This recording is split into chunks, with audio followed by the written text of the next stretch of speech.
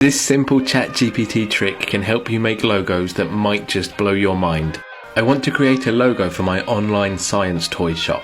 We will use an AI image generator called MidJourney. I want you to create 5 MidJourney prompts for me.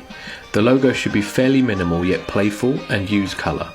You will need to include at least 5 descriptive keywords as well as defining the logo style, media used and a reference artist. Your response should include the words logo for online science toy shop at the beginning.